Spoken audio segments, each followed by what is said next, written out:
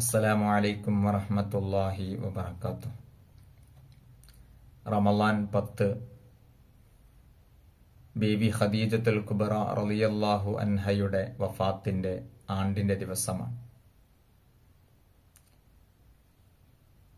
നീണ്ട 25 വർഷക്കാലം മുത്തു റസൂലുള്ളാഹി സ്വല്ലല്ലാഹു അലൈഹി വസല്ലമ തങ്ങളുടെ താങ്ങും തണലുമായി എല്ലാ നിലക്കും സാന്ത്വരായി പ്രവർത്തിച്ച് ഈ ലോകത്തോട് വിട പറഞ്ഞ മഹൽ വ്യക്തിത്വമാണ് ബീവി ഖദീജത്തുൽ കുബ്ര റളിയല്ലാഹു അൻഹ. അവിടുത്തെ ജീവിതത്തെ നാം റോൾ മോഡലായി സ്വീകരിക്കേണ്ടതുണ്ട്. ഇന്നത്തെ കാലഘട്ടത്തിൽ നമ്മുടെ കുടുംബങ്ങൾ ശിഥിലമായി കൊണ്ടിരിക്കുന്ന, പരസ്പര തെറ്റിദ്ധാരണയിലൂടെയും പ്രയാസങ്ങളിലൂടെയും കടന്നുപോയിക്കൊണ്ടിരിക്കുന്ന ഈ സാഹചര്യത്തിൽ അവിടുത്തെ വായിക്കേണ്ടതുണ്ട്, പഠിക്കേണ്ടതുണ്ട്, മനസ്സിലാക്കേണ്ടതുണ്ട്. ഹബീബായ റസൂലുള്ളാഹി സ്വല്ലല്ലാഹു അലൈഹി വസല്ലമ തങ്ങളെ മക്കയിലുള്ള ശത്രുക്കൾ ഒരുപാട് ദ്രോഹങ്ങൾ ഏൽപ്പിക്കുന്ന സമയത്ത് പോലും തന്റെ ഭർത്താവിനെ എങ്ങനെ സാന്ത്വനപ്പെടുത്തണം എന്ന് നമുക്ക് വരച്ച് കാട്ടിത്തന്ന ഒരു വ്യക്തിയാണ് ഉമ്മഹാത്തുൽ മുഅ്മിനീൻ ഖദീജത്തുൽ കുബ്ര റളിയല്ലാഹു അൻഹ. മഹദിയുടെ ജീവിതം വലിയ ഐശ്വര്യപൂർണമായ ജീവിതമായിരുന്നു എന്ന് ചരിത്രത്തിൽ കാണാം. നല്ല സമ്പന്നതയായിരുന്നു, ഇബാദത്തിന്റെ കാര്യത്തിൽ വലിയ കണിശതയുള്ളവരായിരുന്നു, എല്ലാ മേഖലയിലും ശോഭ തെളിയിച്ച വ്യക്തിത്വമായിരുന്നു. ഹബീബായ റസൂലുള്ളാഹി സ്വല്ലല്ലാഹു അലൈഹി വസല്ലമ തങ്ങൾക്ക്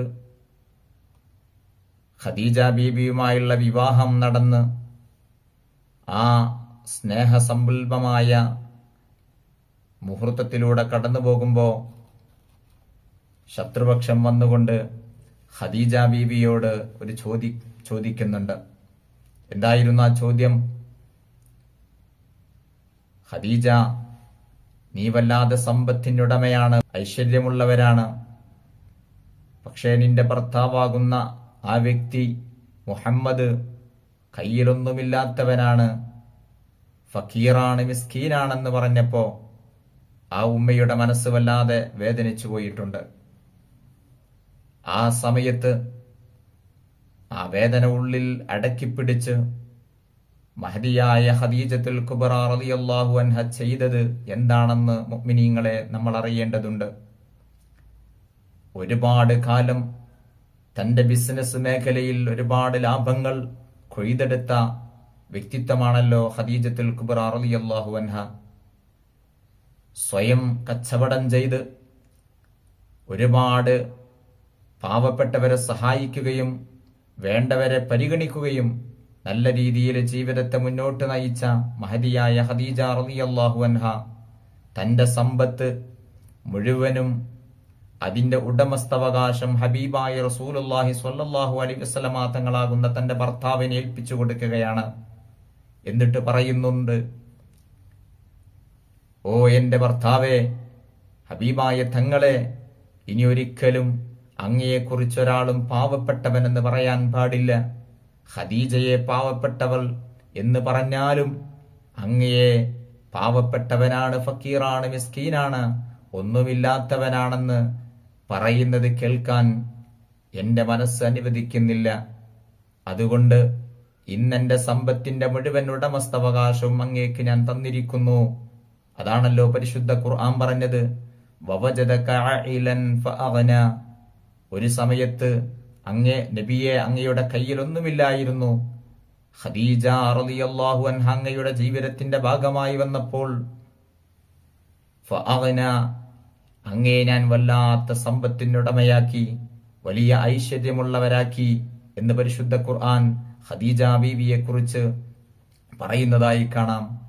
അതുകൊണ്ട് ഇന്നത്തെ സാഹചര്യത്തിൽ ചുറ്റുപാടിൽ ജീവിക്കുന്ന നമ്മൾ, നമ്മുടെ മക്കൾ, നമ്മുടെ ഭാര്യമാർ, അവരൊക്കെ കേൾക്കേണ്ട, പഠിക്കേണ്ട, ജീവിതം മനസ്സിലാക്കേണ്ട ഒരു മഹൽ വ്യക്തിത്വമാണ് ആ ഖദീജത്തുൽ കുബ്ര റളിയല്ലാഹു അൻഹ.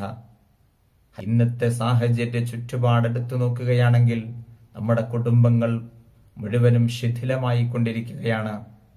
ആ ശിഥിലമാകുന്ന കുടുംബങ്ങളെ ചേർത്തിണക്കി സന്തോഷത്തിന്റെ പാന്താവിലേക്ക് നയിക്കാൻ മഹദിയുടെ ചരിത്രം ഉതകുമെന്ന് ഒരു സംശയവുമില്ല. ഹബീബായ തങ്ങളെ ചേർത്ത് പിടിച്ച് എല്ലാ നിലക്കുള്ള സാന്ത്വനം കൊടുത്ത ഒരു ഭാര്യ എന്ന നിലക്ക് മാത്രമായിരുന്നില്ല മഹദിയുടെ ജീവിതം. ഒരു ഉമ്മ ആ മകനിക്ക് ചെയ്തു കൊടുക്കേണ്ടത് എന്തൊക്കെയുണ്ടോ അതെല്ലാമായിരുന്നു ഒരു ഭാര്യ എന്ന നിലക്ക് ഖദീജത്തുൽ കുബ്ര റളിയല്ലാഹു അൻഹ ഹബീബായ തങ്ങൾക്ക് ചെയ്തു കൊടുത്തത്. അതുകൊണ്ട് അവിടുത്തെ പാത പിന്തുടരാൻ നമ്മളൊക്കെ തയ്യാറാവണം. അല്ലാഹു സുബ്ഹാനഹു വ തആല അവിടുത്തെ മനസ്സിലാക്കി അവിടുത്തെ പാത പിന്തുടരാൻ, അവിടുത്തെ വഴി സഞ്ചരിക്കാൻ അല്ലാഹു നമുക്ക് തൗഫീഖ് നൽകുമാറാവട്ടെ. ആമീൻ.